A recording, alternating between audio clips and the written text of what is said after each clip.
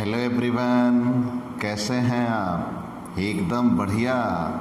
आप ऐसे ही हंसते मुस्कुराते रहिए और हाँ, पढ़ाई भी करते रहिए।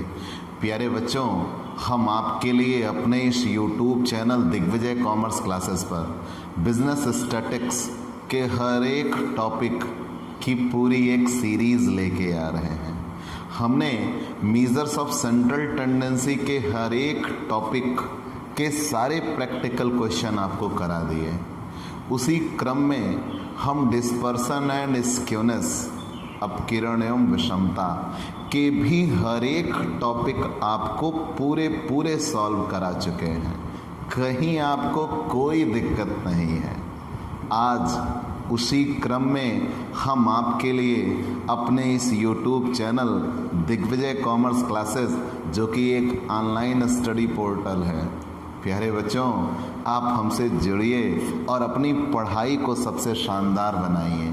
आज उसी क्रम में हम आपके लिए सहसंबंध को रिलेशन की पूरी एक सीरीज शुरू कर रहे हैं। मतलब आपके पास अपने घर बैठे अपनी पढ़ाई को एकदम बिंदास बनाने का मौका है।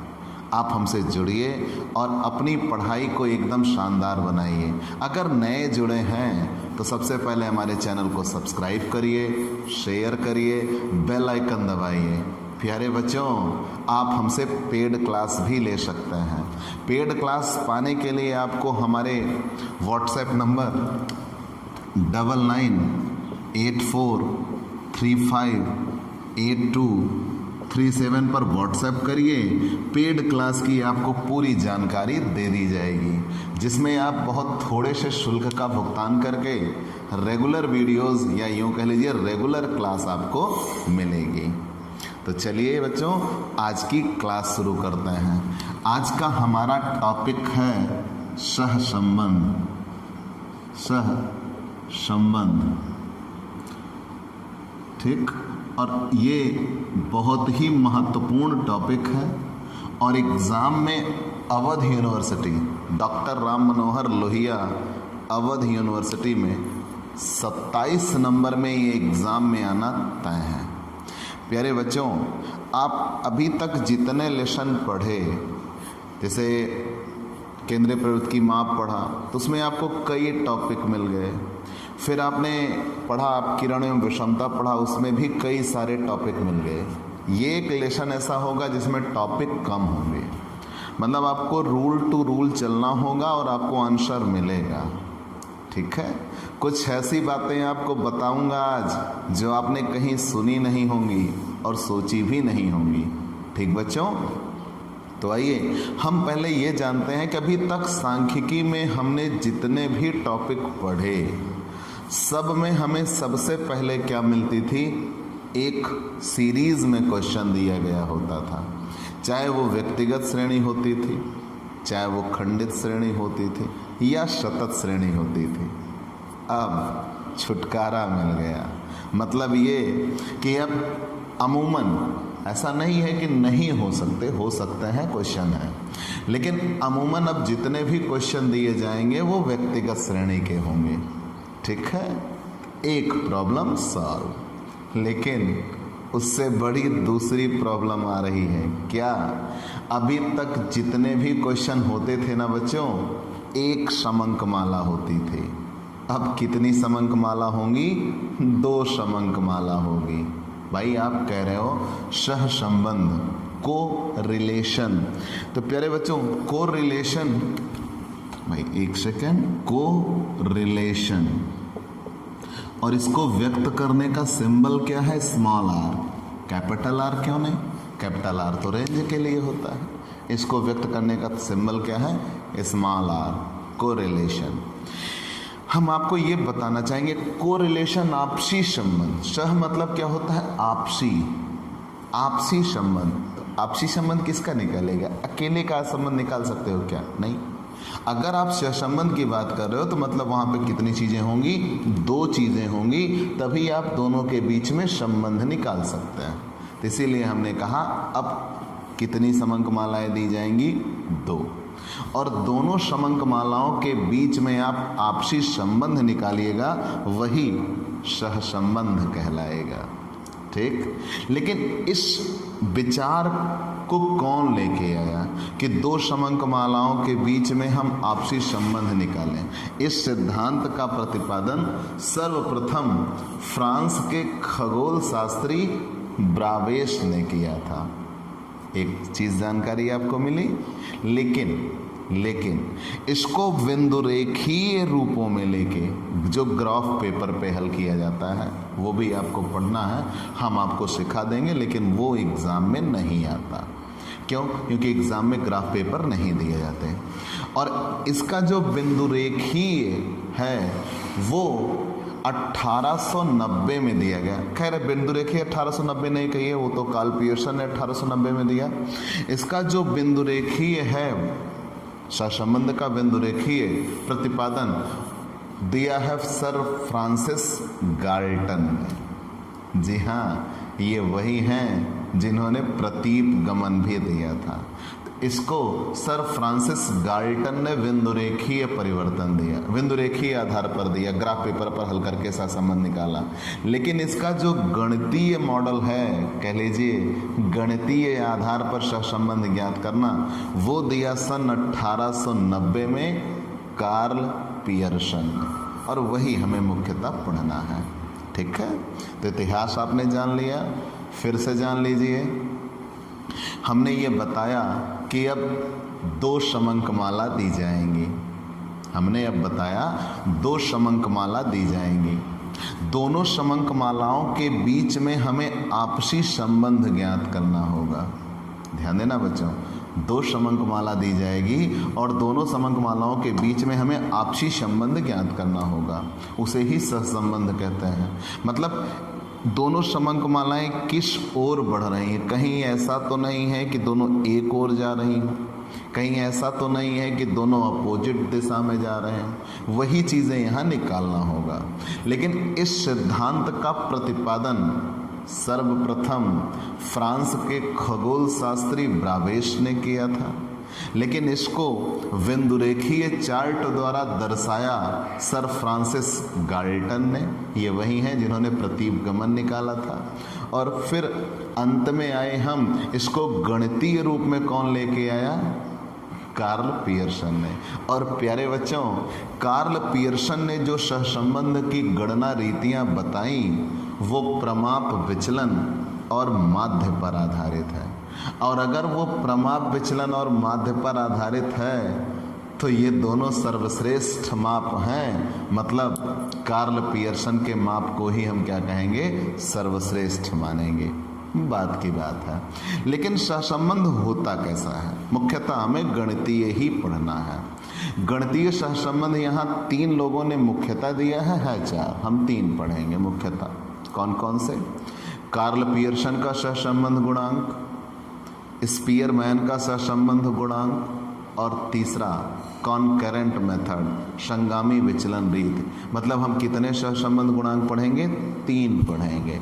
ठीक है, कार्ल पियर्सन का सहसंबंध गुणांक, स्पीयरमैन का सहसंबंध गुणांक, और तीसरा संगामी विचलन रीत से पढ़ेंगे कॉनकरेंट मेथड। चलो ये भी जान लिया। लेकिन ये संबंध निकल के कैसे आएंगे? एक धनात्मक और ऋणात्मक ही हमें मुख्यतः जानना है। रेखीय आरेखीय नहीं पढ़ना, हमें सरल बहुगुणी आंशिक नहीं पढ़ना, वो सब बाद में होते हैं। हमें मैथमेटिकल जो पढ़ना, मैं वही बता रहा बच्चों। हमें पढ़ना है धनात्मक और ऋणात्मक सहसंबंध। मान लो एक समंक माला है, वो जिस ओर जा रही है, दूसरी समंक माला भी उसी ओर आगे बढ़ रही है। ठीक है, मतलब जब पहली समंक माला में विस्तार दिखे, बढ़ता हुआ दिखे, तो दूसरी समंक माला में भी विस्तार दिखे, वो बढ़ते हुए दिखे, और दोनों एक समान दिशा में अग्रसर हों, तो उन दोनों के बीच में बना सहसंबंध धनात्मक होगा। अर्थात जब एक समंक माला में परिवर्तन दिखे तो दूसरी समंक माला में भी परिवर्तन दिखे, और परिवर्तन दोनों में एक ही ओर दिखे, तब उसे ही क्या कहेंगे? धनात्मक सहसंबंध कहेंगे। लेकिन जब कभी ऐसा हो कि एक समंक माला में तो परिवर्तन वृद्धि की ओर है, लेकिन दूसरी समंक माला में परिवर्तन कमी की ओर है, तो हम ये कहेंगे दोनों में ऋणात्मक सहसंबंध है। ठीक है बच्चों, ये चीज़ें तो आप जान गए हो। तो मैंने ये कहा आपको कि सबसे पहले 2 समंक माला दी जाएंगी, दोनों समंक मालाओं के बीच में हमें आपसी संबंध निकालना होगा, उसे ही कोरिलेशन कहा जाएगा, सहसंबंध कहा जाएगा। ठीक, चलिए जान लिया। अब सहसंबंध निकालने के लिए कौन कौन सी रीतियां हैं, तो हम मुख्यतः गणितीय रीतियों पे आएंगे। लेकिन जब सहसंबंध आप निकालेंगे तो आपको पढ़ना होगा सहसंबंध के परिमाण। अब ये क्या है सहसंबंध के परिमाण, अभी समझाते हैं और अच्छे से आप समझ जाइएगा। सहसंबंध के परिमाण, सहसंबंध के परिमाण, परिणाम नहीं है बच्चों, परिमाण है, जिसे मात्रा कहते हैं। ठीक है, हाँ नहीं तो परिणाम सोचो और गलत कर जाइएगा। ठीक है, सहसंबंध के परिमाण बहुत ही इम्पोर्टेंट चीज़ है। सहसंबंध के परिमाण ये धनात्मक सहसंबंध के लिए बताया गया है और ये ऋणात्मक सहसंबंध के लिए बताया गया है, मतलब पॉजिटिव एंड नेगेटिव कोरिलेशन। चलिए बच्चों यहाँ पे आते हैं। मैंने ये कहा कि 2 समंक माला दी गई होगी। कितनी समंक मालाएं दी जाएंगी? 2। याद रखना, जो समंक माला दी जाती थी उसे आप यक्ष कहते थे ना, अब भी यक्ष कहोगे। लेकिन अगर दोनों समंक मालाओं को आप यक्ष कह देते हो तो गड़बड़ हो जाती, इसीलिए अब एक समंक माला को यक्ष कहा जाएगा और दूसरी समंक माला को वाई कहा जाएगा। लेकिन जो पहली समंक माला होगी उसका माध्य निकालेंगे तो उसे यक्ष बार कहेंगे, जो दूसरी समंक माला होगी उसे क्या कहेंगे, उसके माध्य को वाई बार कह देंगे। मतलब जितना काम यक्ष का होता था वही उतना काम वाई का भी होगा। हम अपनी सुविधा के लिए दोनों को अलग अलग नाम दिए हैं, बाकी काम दोनों के वही होंगे, दोनों यक्ष होंगी। ठीक है, मतलब हम 2 समंक मालाएं अब निकालेंगे, दोनों समंक मालाओं के बीच में हमें संबंध ज्ञात करना होगा। चलिए मान लिया। अब जब सहसंबंध हम निकाल रहे होंगे, 2 समंक माला दी गई हैं, यक्ष और वाई, दोनों समंक माला के बीच में हम गणितीय सहसंबंध ज्ञात करें। मैंने पहले कहा बिंदु रेखे भी हम बाद में चर्चा कर लेंगे, पहले हम गणितीय पढ़ता है। ठीक है, तो सहसंबंध 2 समंक मालाएं दी गई होंगी, दोनों के बीच में हम गणितीय सहसंबंध ज्ञात करेंगे। अब चाहे वो कार्ल पियर्सन का निकाला जाए, चाहे वो स्पीयरमैन का निकाला जाए और चाहे संगामी से निकालें, और एक होता है न्यूनतम वर्ग रीति भी है। तो लेकिन हम चाहे जिससे सहसंबंध निकालें, तो जब संबंध निकल के आ जाएगा तो वो एक आंसर होगा। और प्यारे बच्चों यहीं पे अब सुन लीजिए सबसे बड़ी बात, इसका आंसर कभी भी धन 1 से ज़्यादा नहीं होगा और ऋण 1 से कम नहीं होगा। मतलब इसका आंसर या तो दशमलव में आएगा और या तो पूरा पूरा 1 आएगा। ठीक, अगर आप ये सोचते हो 1.2, 3, ऐसा कभी नहीं होगा। मतलब इसका आंसर जो आता है वो कितना तक आता है, 1 तक आएगा, उससे ज़्यादा कम नहीं होगा। ठीक है, आगे बढ़ जाते हैं। मतलब इसका आंसर हमेशा या तो दशमलव में होगा, इन डेसिमल, या केवल और केवल कितना होगा, 1। 0 हो सकता है, 1 हो सकता है, या दशमलव में हो सकता है। मान लिया। तो जब इसका जो आंसर आएगा, उस आंसर के आ जाने के बाद आपको बताना होगा कैसा संबंध है। सपोज करो मैं अपनी बात कर रहा, अगर मैं कॉपी चेक करने के लिए बैठूं और आप पूरा क्वेश्चन सॉल्व करिए, पूरा क्वेश्चन सॉल्व करने के बाद आप बताइए नहीं कि कैसा संबंध है, तो मैं तुरंत काट के 0 कर दूंगा। पूरा क्वेश्चन हल कर जाने के बाद भी काट के 0। क्यों? आपने क्वेश्चन सहसंबंध निकालने के लिए हल किया ना, तो जब संबंध ही नहीं बताया तो किस बात का। ठीक है, तो मुद्दा यह है आपको संबंध बताना होगा, और वो संबंध बताने के लिए आपको क्या पढ़ना होगा, परिमाण। जैसे मान लो हम 2 समंक मालाओं के बीच सहसंबंध निकाल रहे हैं और उनका रिजल्ट +1 निकल के आया। कितना रिजल्ट निकल के आया? +1। तो हम ये कहेंगे दोनों समंक मालाओं के बीच में पूर्ण सहसंबंध है। ठीक है, मतलब अगर उनका +1 रिजल्ट आता है तो हम ऐसे पढ़ेंगे, धनात्मक पूर्ण सहसंबंध। ठीक है, याद रखना। मतलब इसका क्या निकला कि दोनों एक ही दिशा में अग्रसर हैं और उसी तरीके से जिस तरीके से पहली बढ़ रही है ठीक उसी तरीके से दूसरी बढ़ रही है, तब धनात्मक पूर्ण सहसंबंध होगा।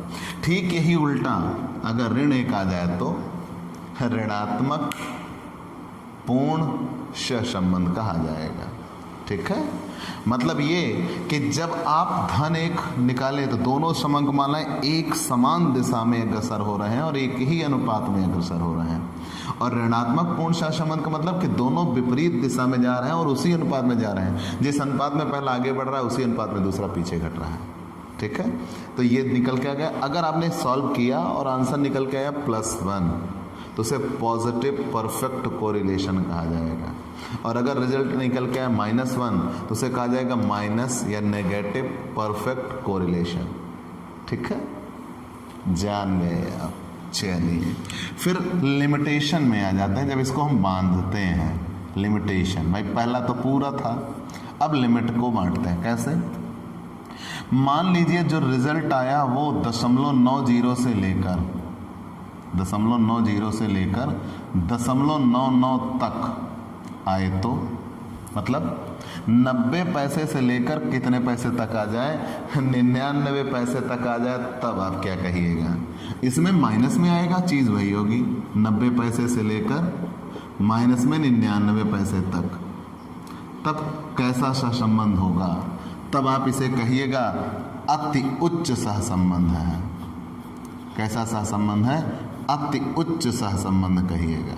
ठीक, फिर से जान लीजिए। अगर अब सहसंबंध कैसा हुआ, मान लीजिए रिजल्ट आप हल किए, पूरा क्वेश्चन हल किए, पूरा 1 आ गया, तो आप उसको कहोगे पूर्ण सहसंबंध कहोगे। अगर धन 1 आया तो धनात्मक पूर्ण सहसंबंध, ऋण 1 आया तो ऋणात्मक पूर्ण सहसंबंध। लेकिन मान लीजिए आपने रिजल्ट हल किया और वो +1 नहीं आता, +90 से लेकर 0.99 तक आता है, तो मतलब 92 पैसे, 94 पैसे, 98 पैसे, कुछ भी आ जाए, तब आप उसे अति उच्च कहिएगा। ठीक है ना, वेरी हाई। इसे भी आप क्या कहिएगा? Very high. लेकिन ये नेगेटिव है और ये क्या होगा? पॉजिटिव। अगर मान लो आंसर माइनस में 0.97 आया तो नेगेटिव, वेरी हाई, कोरिलेशन। ठीक है, अब एक होता है उच्च। उच्च की लिमिटेशन क्या है? ये 75 पैसे से लेकर कितने पैसे तक बीच में आएगा? 90 पैसे तक। अगर आपका आंसर आता है, मान लो 85 पैसे आ गया, 80 पैसे आ गया, 88 पैसे आ गया, तो अब आप उसका रिजल्ट क्या बताइएगा? उच्च। अगर एग्जैक्ट 90 पैसा आ जाए तो आप उसे हाई में रखोगे, फिर यहाँ नहीं रखोगे। ठीक है, आगे बढ़ जाते हैं। और इसमें क्या आता है? माइनस में 0.75 से लेकर माइनस में 0.90 तक। ठीक बच्चों, तो अगर आपका रिजल्ट इन लिमिट के बीच में आया, 75 पैसे से लेकर 90 पैसे तक के बीच में आया, तब आप उस रिजल्ट को क्या कहिएगा?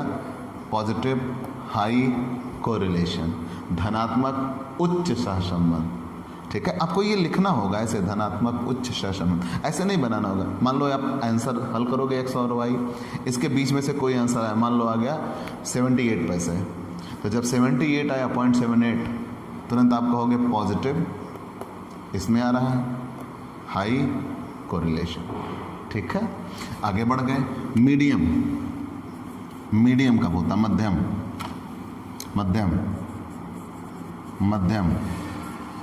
तो मध्यम में होता 25 पैसे से लेकर 75 पैसे तक मध्यम होता है। ठीक है, और इसमें क्या होगा? इसमें भी माइनस में हो जाएगा, बस 25 पैसे से लेकर 75 पैसे तक मध्यम सहसंबंध। ठीक है, मतलब इनके बीच में अगर आंसर आता है तो इस 0.25 से लेकर 0.75 तक आंसर आया तो उसे आप धनात्मक मध्यम सहसंबंध कहिएगा। और अगर ऋण में 0.25 से लेकर ऋण में 0.75 तक आया तो उसे आप क्या कहिएगा?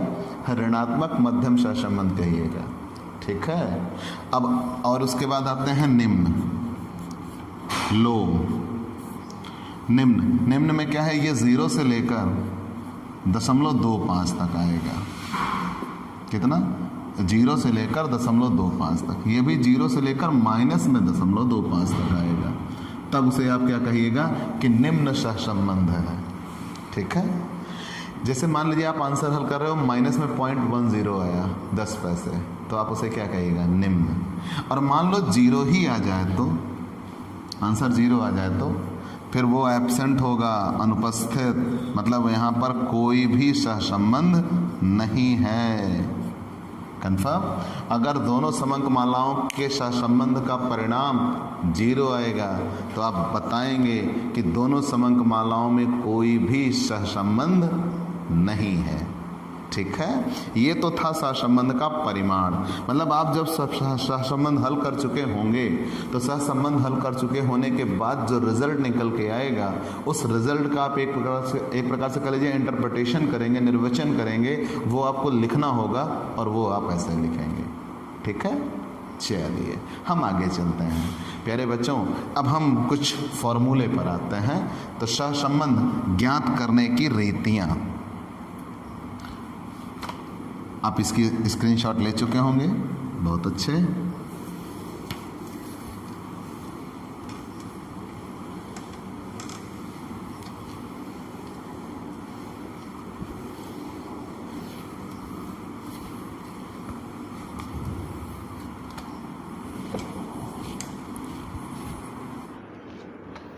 सहसंबंध ज्ञात करने की रीतियां। सहसंबंध ज्ञात करने की रीतियां।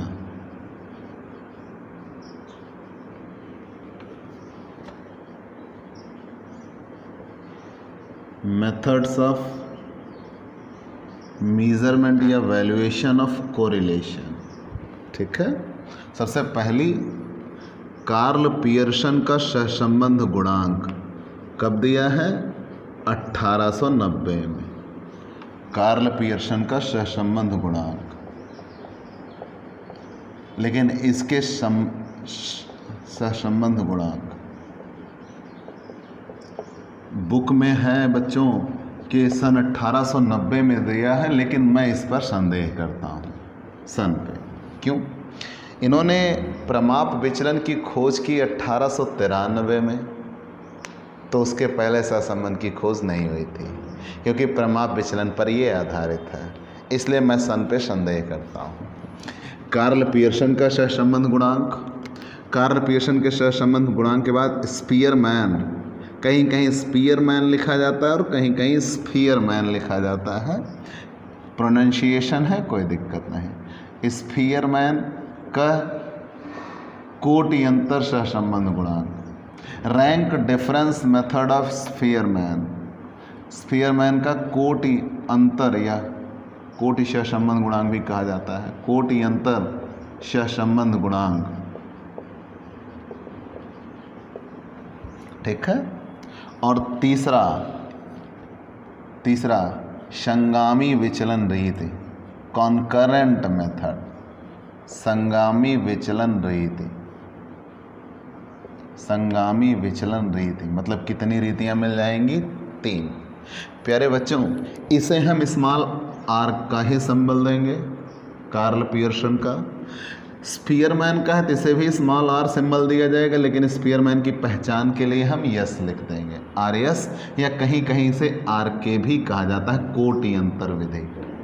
और इसे आर सी बोलेंगे, सी कॉन्करेंट के लिए लगाया जाएगा। ठीक है। ये तो सिंबल हुए। अब बच्चों हम आते हैं एक एक विधि के फॉर्मूलों पर। ये 3 तो मुख्यतः आपको पढ़नी है, एक और है, वो है न्यूनतम वर्ग रीति। क्या है? न्यूनतम वर्ग रीति। पहले हम इन 3 की ही चर्चा करते हैं एक एक करके, फिर न्यूनतम वर्ग रीति भी बता दिया जाएगा। ठीक है। तो प्यारे बच्चों, जब भी आपसे कोरिलेशन निकालने के लिए कहा जाए, कोरिलेशन निकालने के लिए आपके पास कितनी रीतियाँ होंगी? 3 रीतियाँ होंगी। चाहे आप कार्ल पियर्सन से निकालिए, चाहे आप स्फीयरमैन की निकालिए, और चाहे आप संगामी विचलन रीति निकालिए। लेकिन अब मेरी भी कुछ बातें सुन लीजिए। क्या? पहला, जब कभी आपसे नाम लेके कहा गया हो तो जिस नाम से कहा है आप उस नाम का हल करेंगे। जैसे कार्ल पियर्सन कहा तो कार्ल पियर्सन का हल करेंगे, स्पीयरमैन कहा तो स्पीयरमैन का हल करेंगे, या संगामी कहा तो संगामी हल करेंगे।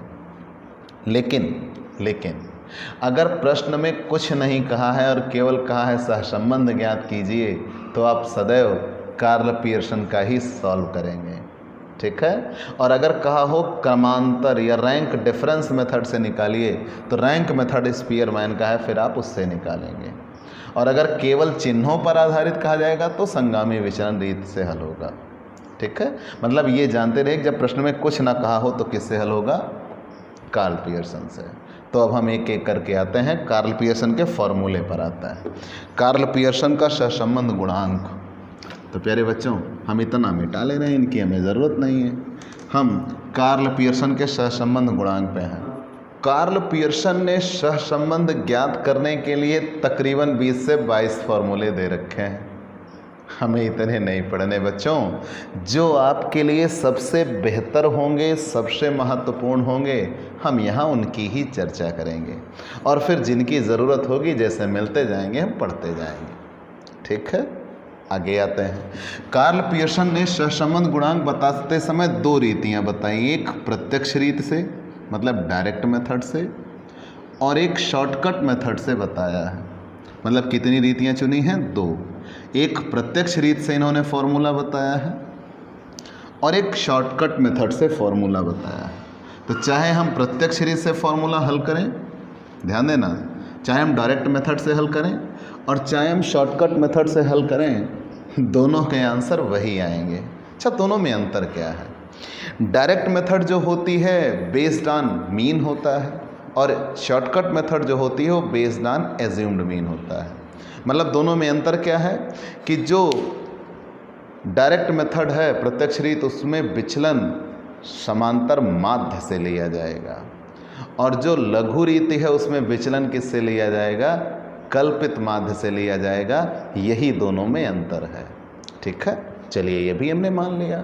अब इन्होंने सूत्र जो दिया स्मॉल आर, कार्ल पियर्सन का सहसंबंध गुणांक का सूत्र है प्रत्यक्ष रीति का है, हम प्रत्यक्ष रीति ही अभी बता रहे हैं। स्मॉल आर बराबर sigma D X into sigma D X into D Y upon N into S D X into S D Y, ठीक है। लेकिन प्यारे बच्चों, आप इस सूत्र को तो देख रहे हैं, आर बराबर sigma D X into D Y upon N into S D X into S D Y. आप इस सूत्र को देख के ये निष्कर्ष निकालना है कि ये बिना प्रमाप विचलन निकाले नहीं सॉल्व होगा। सच्चाई भी यही है कि अगर हम इसे सॉल्व करना चाहें तो बिना प्रमाप विचलन निकाले हम इसे सॉल्व नहीं कर सकते। मैं आपसे ये कह रहा हूँ कि आप इस सूत्र का प्रयोग रेयरली करना। आप इस सूत्र का प्रयोग उसी समय करना जब क्वेश्चन में प्रमाप विचलन भी निकालने को कहा हो। तो जब प्रमाप विचलन भी निकालने को कहा हो तब आप इस सूत्र का प्रयोग करना, अन्यथा आप इस सूत्र का प्रयोग नहीं करना, ठीक है। हालांकि है ये सूत्र भी सहसंबंध ज्ञात करने का, आपको पढ़ना है, इसके क्वेश्चन हैं, ठीक है। लेकिन आप इस सूत्र का प्रयोग तभी करेंगे जब सहसंबंध भी निकालने के लिए कहा हो और प्रमाप विचलन भी निकालने के लिए कहा हो। चलो आगे आ गए। आर बराबर sigma D X into D Y upon N, यहीं पे अपॉन एन, और इधर under root sigma D square X upon N into sigma D square Y upon N, ठीक है। अब ऐसा हो गया, एक फॉर्मूला ये बनता है। इसमें ये निष्कर्ष निकल के आया कि हम डी एक्स डी वाई के साथ एन भी दिखाएंगे, मान लिया। लेकिन ये इसी फॉर्मूले का कह लीजिए और ब्यौरा है। लेकिन प्यारे बच्चों, इसको और शॉर्टकट में भी लिखा जा सकता है, तो इसलिए हम इस सूत्र का भी प्रयोग नहीं करते। कैसे और शॉर्टकट में कैसे लिख सकते हैं? यहाँ अंडर रूट के अंदर 2 बार 1/n है, 1/n है, दोनों में कॉमन है 1/n 1/n। कोई चीज़ अंडर रूट के अंदर अगर 2 बार गुणे में हो तो अंडर रूट के बाहर 1 बार हो जाती है। अगर वो अंडर रूट के बाहर एक बार हो जाएगी 1/n, तो ऊपर भी 1/n कॉमन है, मतलब 1n से 1n कट जाएगा। या हम यूं कह लें, यहाँ ये अंडर रूट के बाहर है 1n, तो अंडर रूट के अंदर ये कितने n को काट देगा? 2n काट देगा। ठीक, तो ये फॉर्मूला इस रूप में आ जाएगा, r बराबर sigma D X into D Y upon under root sigma D square X into sigma D square Y. और यही फॉर्मूला हमेशा हम लगाएंगे। ठीक है, अगर प्रत्यक्ष रीत से हल करेंगे तो। अब इस फॉर्मूले को हम तोड़ के बताते हैं कैसे। अगर हमें निकालना r बराबर, तो कोरिलेशन है, r बराबर कोरिलेशन है। फिर अब r बराबर कोरिलेशन हो गया तो ये एक चीज़ तोड़ते हैं, dx इंटू डी वाई कैसे आएगा? dx का गुणा किस में होगा? dy में होगा। dx कैसे आएगा? x minus X bar. ध्यान देना बच्चों, ये कहा गया कि r बराबर sigma D X into D Y under root sigma D square X into sigma D square Y. तो r बराबर correlation D X into D Y बराबर D X into D Y. ठीक है, मतलब एक dx पहले निकालेंगे, एक dy निकालेंगे, दोनों का आपस में गुणा कर रहे होंगे। तो पहले dx और dy तो मिले, गुणा बाद में होगी। तो dx बराबर फॉर्मूला होगा x माइनस एक्स बार। x क्वेश्चन में दिया रहता है, x बार नहीं दिया रहता। x बार बराबर फॉर्मूला होता है सिग्मा x अपान n। और हमें पहले माध्य यहाँ से निकालना होगा, और व्यक्तिगत श्रेणी है इसलिए फार्मूला लगा x बार बराबर सिग्मा x अपान n, सिग्मा f x अपान n नहीं होता। ठीक है ना बच्चों। अब चाहो तो आप अभी इसको रुक जाओ, आप ऐसे हल कर लो। r बराबर sigma D X into D Y under root sigma D square X into sigma D square Y. तो पहले हम निकालेंगे sigma D X into D Y, तो डी एक्स का गुणा डी वाई में, डी एक्स बराबर एक्स माइनस एक्स बार और डी वाई का गुणा वाई माइनस वाई बार। मतलब जो काम आप x के लिए करिए वही काम आप y के लिए करिए, साथों साथ चलिए। ठीक है, फिर ये dx बराबर X minus X bar, D Y बराबर वाई माइनस वाई बार। तो ये x और y तो क्वेश्चन में दिया होगा। मैंने पहले ही कहा है कि आप सहसंबंध निकालिएगा तो 2 समंकमाला दी जाएंगी। एक समंकमाला को हम x कहेंगे, दूसरी समंकमाला को y कहेंगे। दोनों समंकमालाएँ दी गई होंगी। तो सबसे पहले हमें क्या निकालना होगा? x बार और y बार। x बार बराबर सिग्मा x अपान n और y बार बराबर सिग्मा y अपान n। हम पहले x बार और y बार निकालेंगे, तब जाके क्वेश्चन सॉल्व होगा आगे। तो मतलब ये सीधा सा ऑप्शन क्या बना? आप इतना पढ़ते चलिए, यहाँ तक अभी हो आप। r बराबर sigma D X into D Y. और एक बात, कुछ लोग ये कहते हैं कि पहले जब sigma D X D Y करना ही है तो सिग्मा डी एक्स निकाल लो, सिग्मा डी वाई निकाल लो, दोनों का गुणा कर दो। तो प्यारे बच्चों, वो तो sigma D X into sigma D Y है। हमें सिग्मा निकाल के तब गुणा नहीं करना, बल्कि गुणा करके तब सिग्मा निकालना है। मतलब पहले D X into D Y होगा, तब सिग्मा होगा। तो यहाँ फॉर्मूला क्या बनेगा? r बराबर sigma D X into D Y under root sigma D square X into sigma D square Y. r बराबर कोरिलेशन, तो D X into D Y बराबर D X into D Y.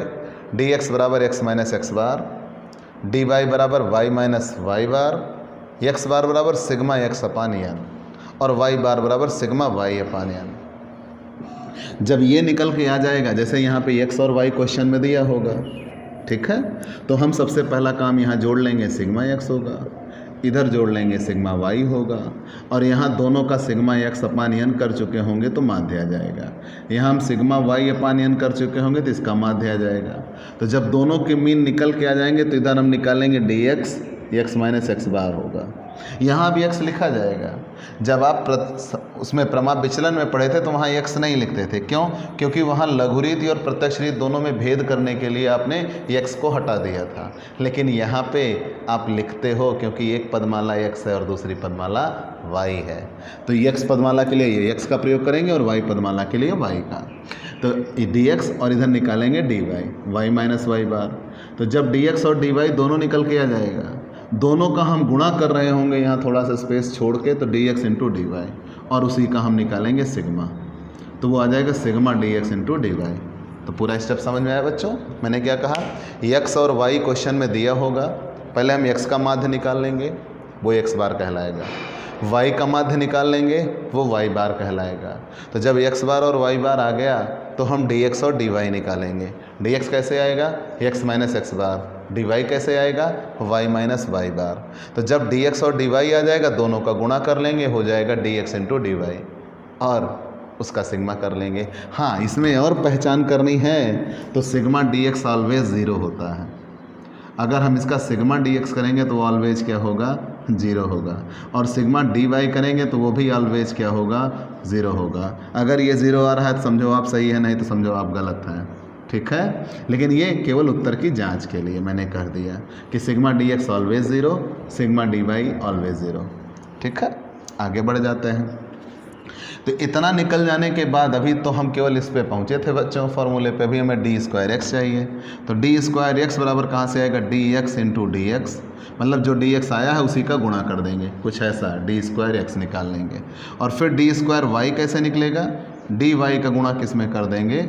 D Y में कर देंगे। तो यहाँ हम निकाल लेंगे डी स्क्वायर वाई, इसका सिग्मा कर देंगे तो आ जाएगा सिग्मा डी स्क्वायर वाई, इसका सिग्मा कर देंगे तो आ जाएगा सिग्मा डी स्क्वायर एक्स, और यहीं पर रख देंगे प्यारे बच्चों। और n बराबर तो आप जानते ही हैं पदों की संख्या। और एक विशेष बात, पूरे सहसंबंध में जो दो समंक मालाएं दी जाएंगी दोनों में समान पद होंगे, तभी तो आप संबंध निकाल पाइएगा, अन्यथा आप संबंध नहीं निकाल पाइएगा। ठीक, और ये फॉर्मूला ही सबसे ज़्यादा प्रयोग होगा। अगर हम इस फॉर्मूले को तोड़ें चीज़ें कैसे आएंगी?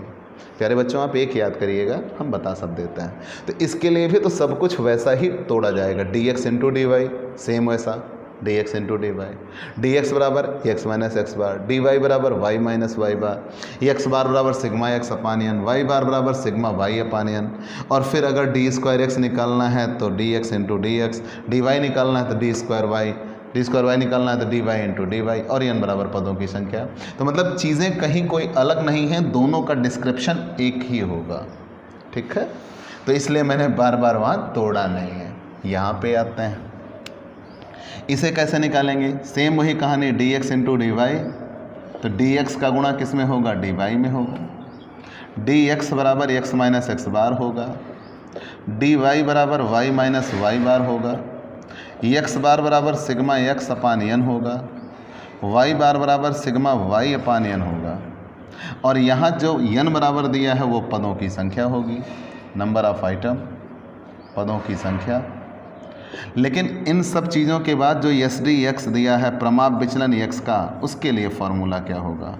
Sigma D square X upon N. ठीक है, sigma D square X upon N.